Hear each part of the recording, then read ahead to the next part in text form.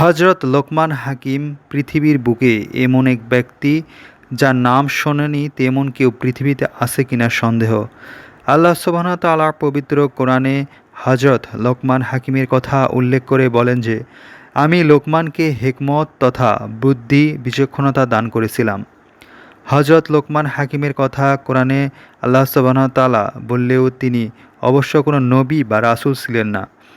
তবে এ কথা সত্য যে তিনি কোনো নবী বা রাসূল না হলেও তার স্বভাব চরিত্র, চালচলন এবং আচার আচরণ একজন নবী বা রাসূলের মতোই বিচক্ষণতাপূর্ণ ছিল। হজরত লোকমান হাকিমের পিতা এবং মাতার সম্পর্কে সঠিক কোনো তথ্য পাওয়া যায়নি, তবে একটি অনির্ভরশীল সূত্রে পাওয়া যাচ্ছে যে তিনি বাউর নামক জনৈক ব্যক্তির পুত্র ছিলেন। তার জন্মস্থান এবং বাসভূমি সম্পর্কেও বহু মতভেদ বিদ্যমান। ইমাম মুহাম্মদ রহমতুল্লাহ আলাইহি এর এক বর্ণনাতে জানা যাচ্ছে যে তিনি নওবা নামক এক জনপদে জন্মগ্রহণ করেছিলেন। প্রথম জীবনে তিনি শাইম অধিবাসী এক ধনবান ব্যক্তির অধীনে গোলামী জীবন শুরু করেন। তারপর তিনি গোলামী জীবন হতে মুক্ত হয়ে আল্লাহ সুবহানাহু ওয়া তাআলার অপার অনুগ্রহে অফুরন্ত শিক্ষা দীক্ষা এবং হিকমত শিক্ষা লাভ করেন। অন্য একটি বর্ণনায় দেখা যায় যে হজরত লোকমান হাকিম ছিলেন হাবশী সম্প্রদায়ের লোক।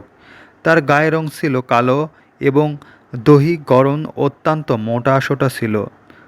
পদদ্বয়ও ছিল বেশি ভারী। গোলামী জীবনের পূর্বে তিনি যখন মাঠে বকরি চড়াতেন তখন তার সমবয়সী আরেকজন বালকও তার সাথে একই কাজ করত।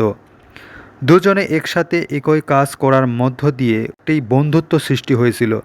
পরবর্তী জীবনে একদিন হজরত লোকমান হাকিমের সে বাল্য বন্ধুটি ঘটনাক্রমে হজরত লোকমান হাকিমের একটি শিক্ষা মজলিসে উপস্থিত হয়ে দেখল অনেক লোক হজরত লোকমান হাকিমকে ঘিরে বসে তার নিকট হতে ইলম শিক্ষা গ্রহণ করছে। এ দৃশ্য দেখে সে লোকটি অবাক হয়ে হজরত লোকমান হাকিমকে লক্ষ্য করে বলল, তোমাকে দেখে বাল্যজীবনের কথা মনে পড়ছে। তুমি কি সেই লোক যার সাথে আমি মাঠে বকরি চড়াতাম? তখন হজরত লোকমান হাকিম সে লোকটির দিকে তাকিয়ে বলল, হ্যাঁ বন্ধু, তুমি ঠিকই ধরেছ, বাল্যকালে আমি বকরি চড়াতাম। হজরত লোকমান হাকিমের কথা শুনে লোকটি তাকে জিজ্ঞাসা করল, বন্ধু, তুমি এ মর্যাদা কিভাবে অর্জন করলে?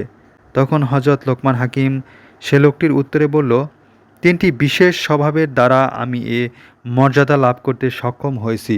তখন লোকটি বলল, কোন তিনটি স্বভাবের দ্বারা তুমি এটি করতে সক্ষম হয়েছ? কোনো দিন কারোর সাথে মিথ্যা কথা বলিনি এবং আমি কখনো কারো আমানত খেয়ানত করিনি এবং আমি কখনো অযথা কথায় কালক্ষেপণ করিনি। হজরত লোকমান হাকিমের উত্তর শ্রবণ করে লোকটি তার দিকে এক দৃষ্টিতে তাকিয়ে মনে মনে তাকে লক্ষ্য করে বলল, ধন্যবাদ হে লোকমান, তোমাকে অসংখ্য ধন্যবাদ, তুমি মহা সৌভাগ্যবান, সার্থক ও ধন্য তোমার জীবন। এক রেওয়াতে বর্ণিত আছে যে হজরত দাউদ আলাইসাল্লামকে নবুয়ত দান করার ৩ বছর পর মহান আল্লাহ সুবহানাহু ওয়া তাআলা হজরত লোকমান হাকিমকে হিকমতের জ্ঞান প্রদান করেন। তার সে হিকমতের দ্বারা হজরত দাউদ আলাইসাল্লাম ও উপকৃত হয়েছিল। এ বর্ণনা দ্বারা বোঝা যাচ্ছে যে তারা উভয়ে একই জামানার লোক ছিল।